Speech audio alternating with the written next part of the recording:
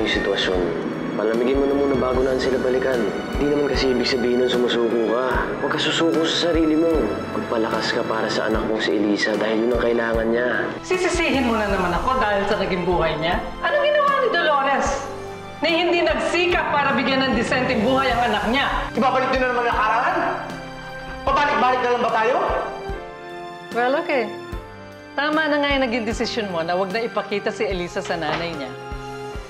Po, hindi ko na po makikita ang nanay ko. Siya na? Narinig mo yun? Opo, boses po yun ni Elisa. Elisa! Elisa, anak!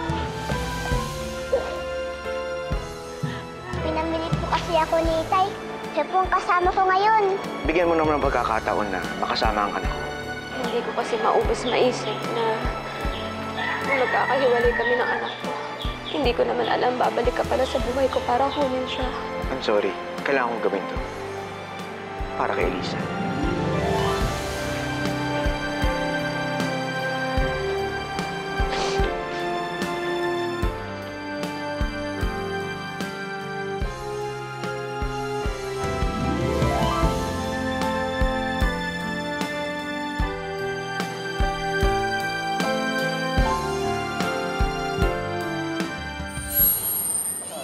Ito, tingnan niyo, di ba ang ganda?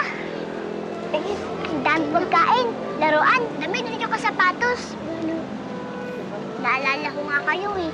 Pwede lang sana, dito kayo. Ang ganda. Bang-iba ka na talaga, Elisa. Ilang araw ka lang nawala rito eh. Nagli-level up ka na. Oo nga, Elisa. Ang saya-saya mo siguro kasi yaman-yaman ng tatay mo eh. Hindi pa rin eh. Kasi wala kayo. Wala din si Inay. Pwede lang sana nandun kayo para lang akong masaya doon. Elisa, magpapatsalamat ka pa rin sa magandang biyayang binigay sa'yo ng Diyos, ha? Di ba, ang tagal mo nang pinagdadasal na makita ang tatay mo? Oh, andyan na siya. Magkasama na kayo ngayon. Pero may kulang pa rin eh. Kulang pa ba yun? Ang gusto ko kasi magkabalik ang anay ko at yung tay ko. Gusto ko mabuo ulit ng pamilya namin. Yan mo, pagdadasal namin yan. Isa para sa apat, apat para sa isa! Tulak-tulak ka rito, pataas sa riles. Pilit na nag-iipon, pambili ng diles. Daputin mo sa kakuretaso na pambilis. Isang baldeng tubig sa pambasahan at panglinis ng sahig. Nay, hindi po ba kayo masaya na nandito po ako? Anak, masaya naman ako. Sobrang saya ko nga eh. Na makita ka, mahalikan, makayakap. Kaso nalulungkot ako dahil aalis ka rin.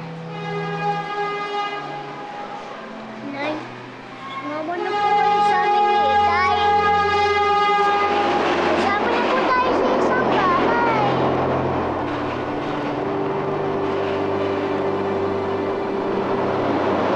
Anak, bata ka pa para maintindihan. Pero kasi, wala na kami ng tatay mo. Tapos na ang lahat sa amin. Ikaw na lang ang dahilan kaya may kaugnayan kaming dalawa. Ayoko po maghiwalay po tayo, Nay. Ako rin naman, anak. Kaso mas magiging maganda yung buhay mo doon. Hindi ko naman po kailangan yun eh. Atin ko naman po yung magandang damit, tsaka yung maganda pong sapatos. Kung wala naman po akong nanay, kahit po mahirap po tayo, okay lang po sa akin. Tikisin ko na lang po. Basta magkasama po tayo.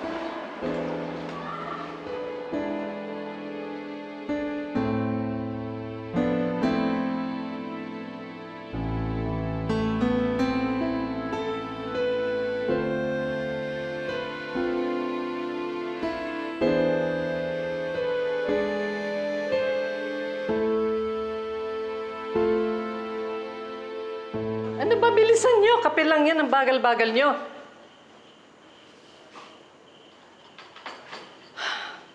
Hay Ay, naku, yung Victor naman na yan, walang kadala-dala.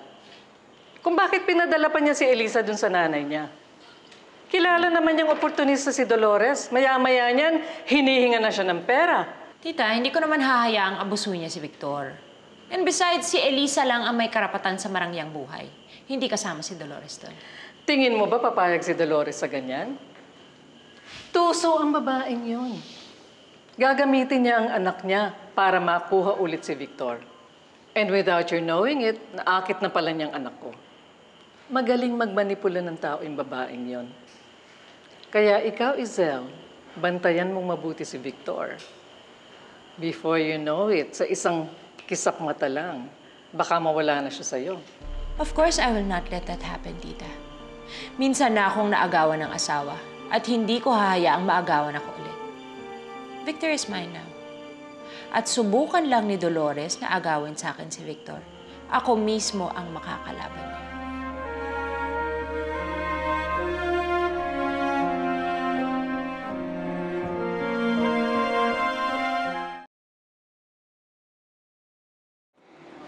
Tay, uwi na po ba tayo? Kailan pa ako babalik dito? Eh, anak, hindi ko pa alam eh. Pwede ba sa bahay na lang natin pag-usapan? Tay, tuwa po sila na pinakita ko po yung mga pictures sa kanila. Doon po sa cellphone nyo. Talaga? Tay, pwede po ba susunod? Isama po natin sila? Ay, naku, wag na po. Masaya na po kaming nakikita na napupuntahan ni Elisa yung mga yun. Sa akin, ayos na lang po na isama niyo ako. Hindi naman po kasi ako choosy. Aray! Sarabi ko lang naman yung totoo eh. Ako? Kung nasaan ang grupo, doon ako. Sige, ganito na lang mga bata ha. Para walang away. Kung talagang gusto nyo mamasyal, bukas na bukas din, lahat tayo mamamasyal! Salamat, Victor! Salamat po! Salamat po! Kaya naman Naku, wag mo nang gagawin yan kasi maaabala ka lang. Yung mga batang yan, inuutong ka lang ng mga yan. Huwag mo naintindihin mga bata, Dolores. Basta ang gusto ko, kung ano yung magpapasaya kay Lisa. Tay, pwede po ba si Tiffany? Sama din po natin. Teka, sino ba si Tiffany? Siya po yung kaibigan po namin. O sige, lahat ng kaibigan mo, isasama mo. Ano ba yun ang ingay, no? Layo-layo ka. JR? Tay, pati po ba sila ng Emelia? Pwede po natin isama? Oo naman. Para naman may kasama ang nanay mo mamasyal. Okay ba yun? Opo, Tay! Bro! Pwede ba, Mang Victor? Salamat po. Saan ako sasama? Salamat po talaga. Basta umuo ka na lang. Ano ba na? Opo, Tay! Wala bang isa Kayo na ba ulit? Bro! Basta lahat tayo pag namasyal, kain tayo ng marami! May lechon! May lechon! Ha? May lechon? Ito mga basta titira mo siya ng pagkain.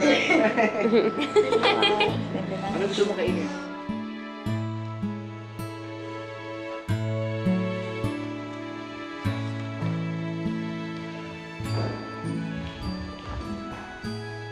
Teka nga, ikaw kanina ko pa napapansin yung tingin mo sa akin parang nakakaloko May dumi ba sa mukha si tatay? Ano ba? Wala po. Wala? Eh, bakit ka ganyan makatingin sa akin? Masaya-masaya lang po ako. Thank you po ng marami. Love you po, Tatay. I love you, Nak.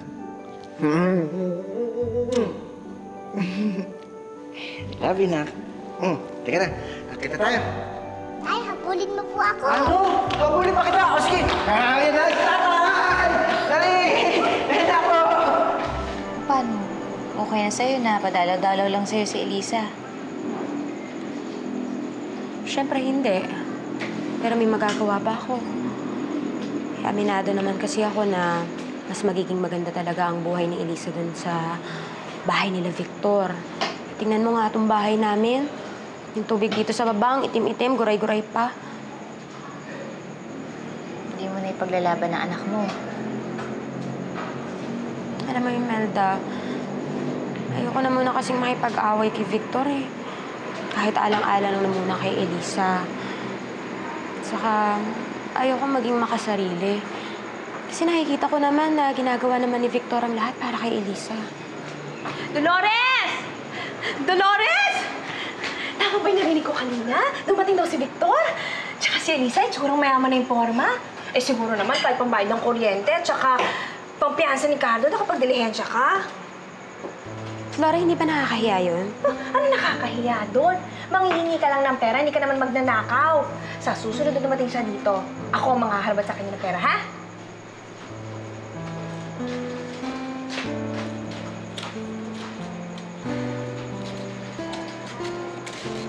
Mga bata, Tom, Josie, makinig kayo sa akin, ha? Tatandaan nyo, huwag kayong hihingi ng pera doon kay Victor, ha? Kompleto naman yan mga kamay at mga paa nyo para magbanat ng buto at maghanap buhay. Naintindihan nyo ba ako? Opo, Chang.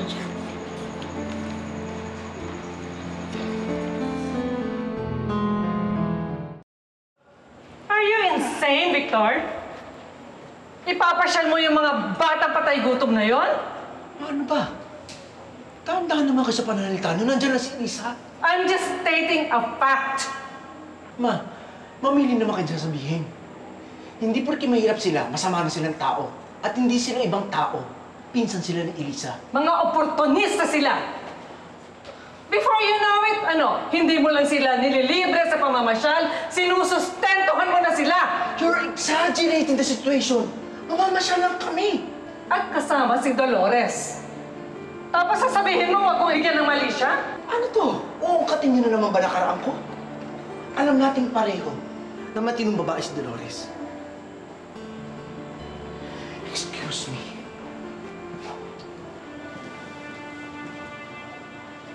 Isel, you better talk to Victor. Gusto ko maliwanagan ang utak niyan bago siya mabulagan na naman kay Dolores. Tita, please calm down. Okay, I got this. Tingin mo ba hahayaan ko sila magkasama ni Dolores? Siyempre, sasama ako. I'll make sure na hindi makakaporma yung babae niya. Good. Relax.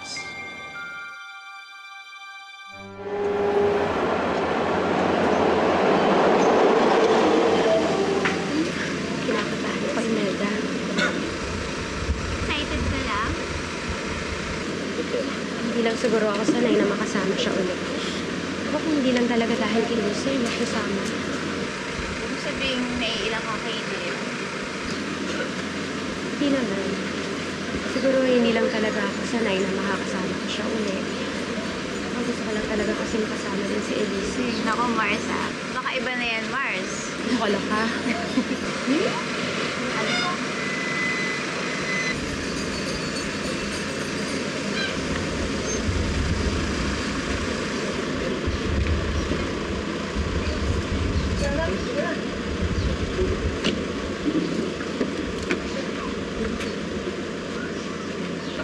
Elisa! Dolores, mga bata, nasaan na? Nandun sa bahay, inaantay nila si Tiffany. Sudiin mo natin sila. Sige, halika na. Sila na. Dali, dahan-dahan.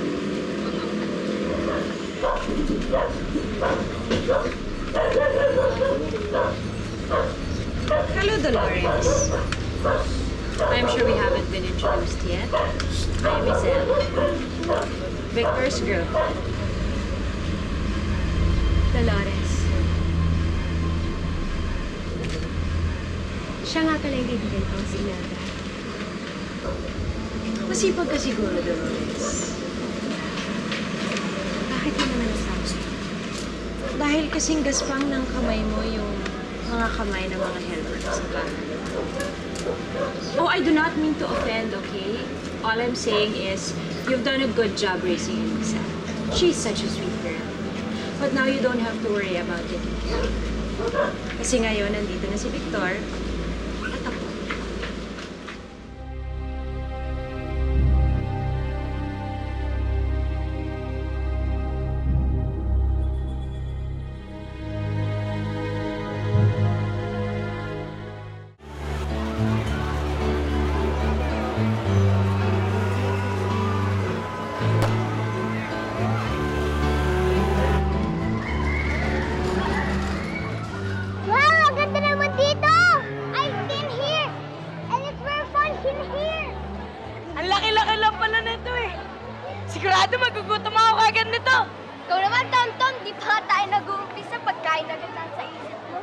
O, ano pang hinihintay natin? Pasko, halika na para makarami na tayo! Halika! Hoy! Kayo mga yagit, ha? Huwag kayong pasaway, ha? Ayoko na malikot. Baka pamaya, pahirapan niyo kami sa paghanap sa inyo, eh. Dito lang kayo, kayong lalayo. Naiintindihan niyo ba? Opo. Elisa! Hoy! mag-ingat, Don't ha? run! Elisa, mag-ingat kayo! Halika, sunod yung mga bata. Ay, Rita, kung makakapit, akala mo naman aagawan ng jowa. Baka marinig ka, ano ka ba? Eh, bakit ba? Akala ko naman kasi family outing niyo to. Ba't niya asungot? Paano kayo magkakabutihan ni JR niyan? Imelda, wala akong plano makipagbalikan kay JR. May buhay na ako, may buhay din siya. At ano yung buhay mo? Tagal mo na kayo walang jowa. Siguro, mahal mo pa siya. Tumigil ka nga. Sige na. Pwede pa yan. Ako bahala. Halika na nga. Tulak-tulak kariton, pataas sa riles. Pilit na nag-iipon, pambili ng biles. Kaputin mo sa kapon, ay kaso na pambilis. Isang balding tubig sa pambasahan na panglinis ng kotse. Punasan ng tulis na pinahid ng buhay sa pagkatao. Hipitan mo ang kapit, huwag kang bibitaw, huwag kang magagalit. Dahil pagmamahal lang ang dapat ginagamit. Laboy-laboy sa minsan, kami wala ang buwan ay di na bumibigyan pa.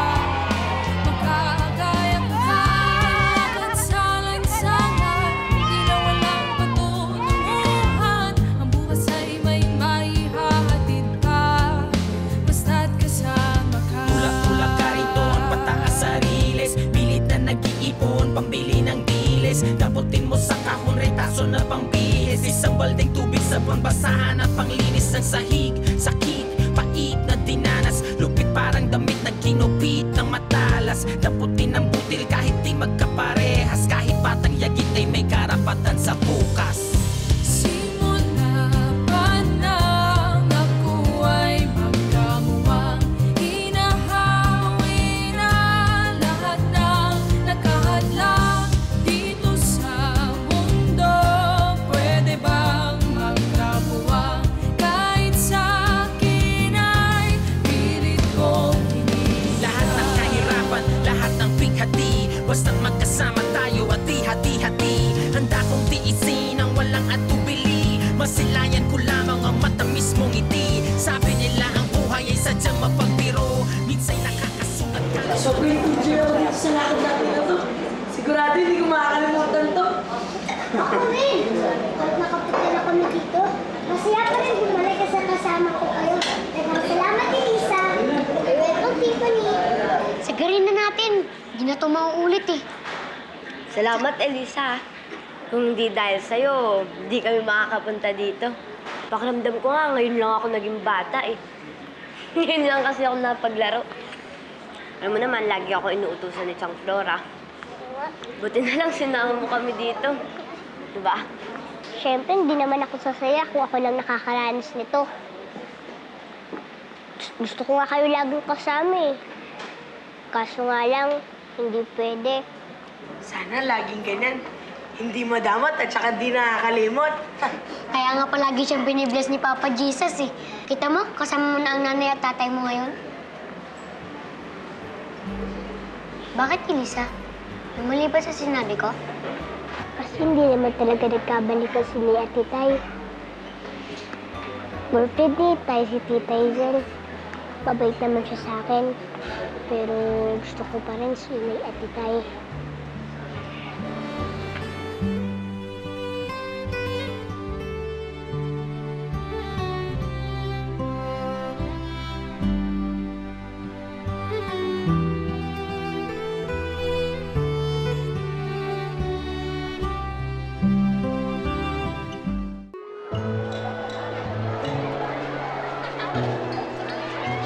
Tay! Oh, anak! Magpapicture po tayo! Oh, anak! Sino mauna? Tayo po munang dalawa! Tayo dalawa? O, sige. Po! Sali, ah. Chang, pwede po ba kami maglaro? O sige, pero huwag kayong masyadong lumayo, ah. Samahan ko na sila. Ah, sige. Dali.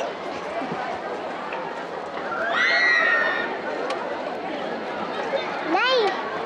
Sama po kayo! Ha? Ay, ako na lang, Elisa. Halika. Hindi po, sinali po muna.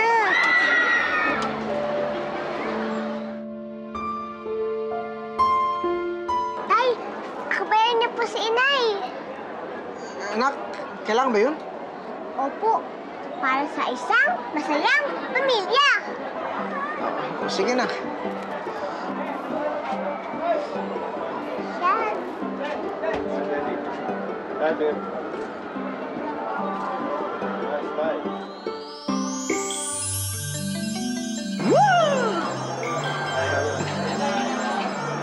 Ah, teka, Dolores.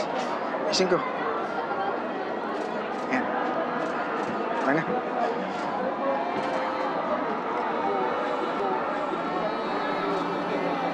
Tapos na. My gosh, what's taking them so long? Photo booth lang yan. Mrs. L, alam mo, feeling ko lang, si Elisa na yan, yung nyagit na batang yan, siya pa ang maging kontrabida ng buhay niya. What are you talking about? Na baka siya maging daan para magkabalikan si Dolores at si Sir Victor. No. You know, Victor's just being nice. Ewan ko lang. Alam ko namang maganda tsaka sexy ka, edukada. Pero si Dolores, mas malaki ang kapit kay Victor. May anak lang naman sila. At hanggat nandyan si Elisa, hindi mawawala si Dolores sa buhay ni Sir Victor.